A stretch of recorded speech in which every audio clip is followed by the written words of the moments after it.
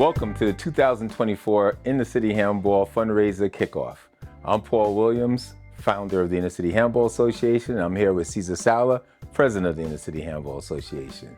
And we're kicking off our 33rd year of fundraising. We've had 33 years of running inner city handball tournaments, educating, mentoring, and serving young people through the sport of handball. It's been a great time only because we've only been able to be successful because of the donors like yourself. And we're doing this event to give people who haven't donated, as well as those that are donating, to be able to understand more about who we are, what we do, and give you more encouragement to support our programs for 2024. Cesar. What's up, Paul? 33 years, huh? Yeah, 33 years and still kicking. Okay, so what do you think about, what's your experience in all this? Well, I mean, as a kid, I loved it. To be honest with you, I looked forward to it every time there was an event. There would be times where I couldn't even sleep. I was so excited to get ready for the event. You know, I was like, I wanted to get on the court right away, but I had to wait. And how many years were you involved with ICHA? It's been the majority. I think I only missed maybe that first year or two, so it's been over 30 years. Wow, you know? Okay. And it's definitely been an exciting ride. Looking forward to doing more work, and this year's looking great so far. We got a lot of support, a lot of feedback from the community. So I'm looking forward to doing my part. I mean, last year we actually had 9 events that we had, which was our record. And we never had 9 events in one year. But between the regular tournaments that we had, which was like the high schools, well, first of all, we had the Long Island Open. We always start out with that. So we have the Long Island Open. Then we have usually an outreach tournament that's in like Bed-Stuy, Brooklyn. And then we have the high school spring meet. Then we have Mary's Cup. And we have Big Blue Championships. Hopefully this year we'll have some citywide events if we work in collaboration with Parks and Recreation. But you know, between that and then clinics that we have at the YMCA, so we still give out about 40 citywide memberships every year. We want to up that to 60 since more kids are now going out since COVID has sort of quieted down and more people are going out and getting back into the Y.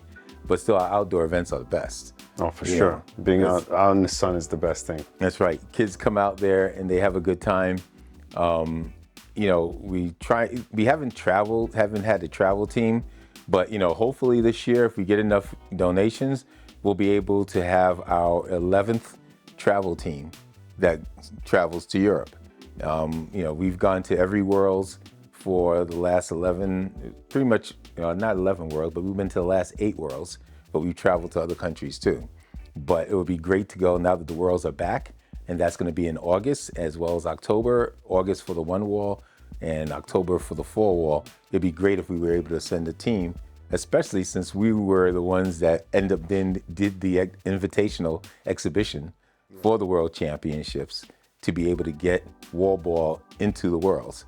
And if we didn't bring our team, our first team with Kendall Lewis, Jaira Gu, Jason Morgan, and Joe Kaplan, it would never have happened.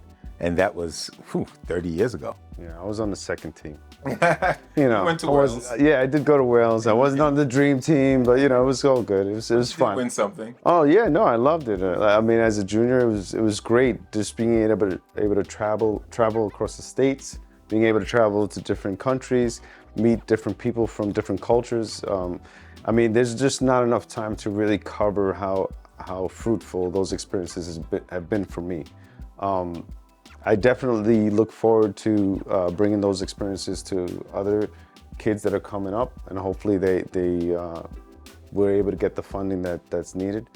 I always think it's you know, growing up in Bed-Stuy myself, Bed-Stuy was in Brooklyn, and then realizing that a lot of kids when I was growing up, and even when I started in the City Handball Association, didn't get an opportunity to get outside the neighborhood. Yeah. You know, you play in your local parks and that's it. You play just in your neighborhood.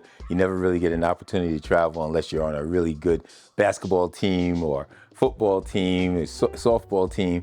But, you know, we had handball. Yeah. And so to have young people from different neighborhoods being able to get the opportunity to go to Wales, to go to Ireland, to go to, you know, England, to go to France and Spain and Italy to play handball, I think it's a great experience.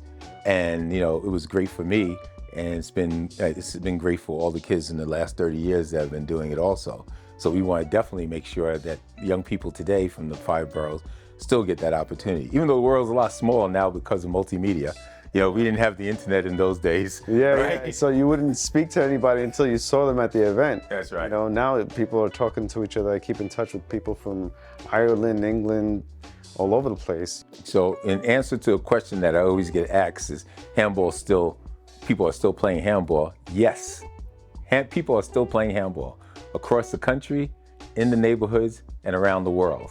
And you know what? It's going to be that way for a long time to come. But for here in New York especially, it's only going to, really keep going and, increasing as long as we get more support.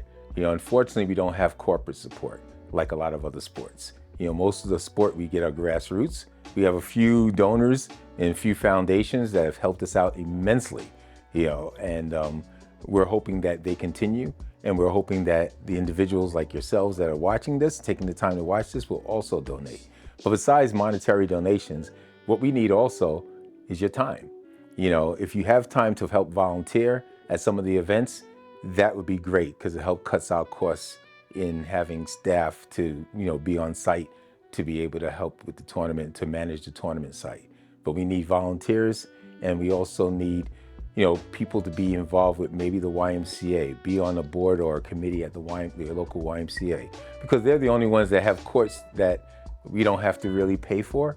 We don't have money yet to build our own facility.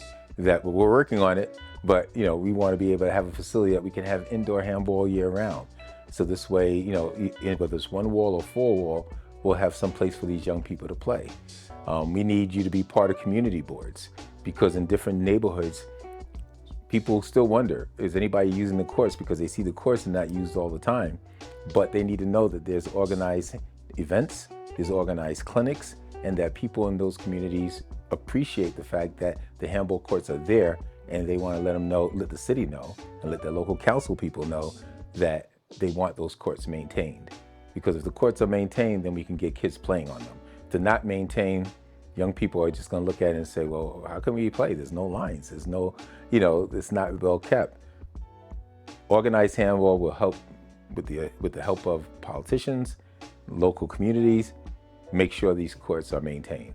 And this way everybody can have use of them. And one of the things I'm really proud of since the pandemic and since you've been president has been, we've been able to give out, hundreds of balls, eye guards, and gloves free to young people participating in tournaments. A lot of neighborhoods, the kids, because it's something that they're, not used to. And also equipment's not really sold in many stores anymore since Modell's is closed down. Dick's doesn't sell any equipment, so there's not many places they can get the equipment to if they even want to play, other than on the internet where a lot of kids. Things online. That's right, but a lot of young people don't have access to that. A lot of people, that because of their financial situation, they can't, they don't have access to a credit card because it's just for their home finances.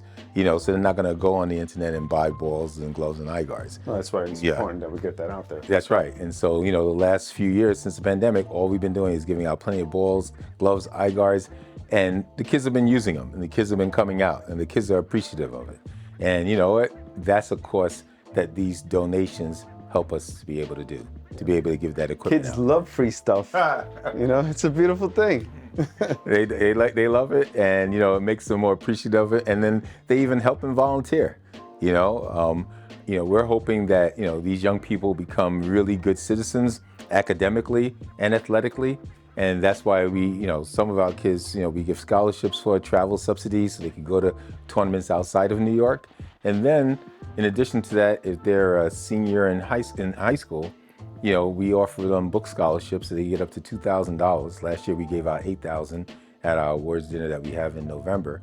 But we gave out $8,000 in scholarships, and then we also direct them to schools that Lake Forest in Chicago, University of Berkeley, Texas A&M, schools that have very good curriculum and schools that have handball teams. Stony Brook. Yep, Stony Brook is another one.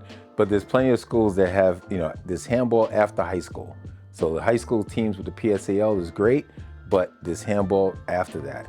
And that's what we support to make sure that a young person who's really focused into handball, or they're really motivated, they got the passion to want to play, it's not stopping at high school.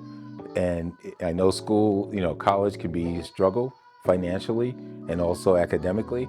But if we can make it a little easier for them so that they don't have to worry about the financial part while they're in school, they have access to free courts and free play and equipment, then we're doing a good service.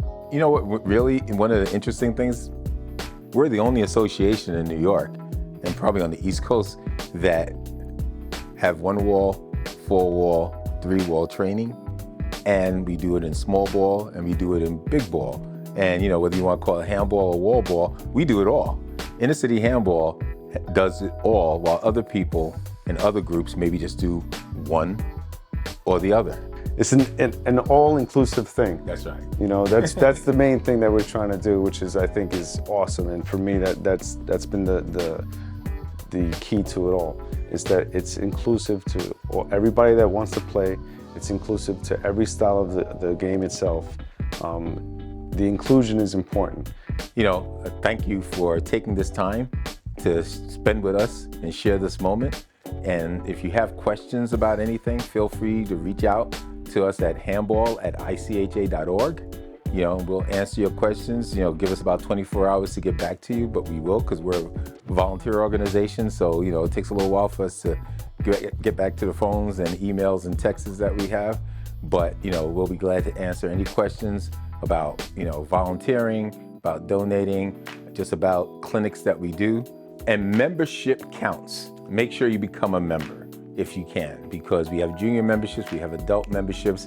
The only way we have power with some of the city officials and some of the other sports that's in New York City that's trying to take over handball courts is if we have the numbers to show that people are interested in our sport.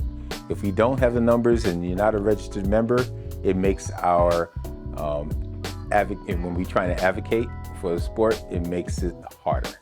So please consider being an inner city handball member this year and years to come.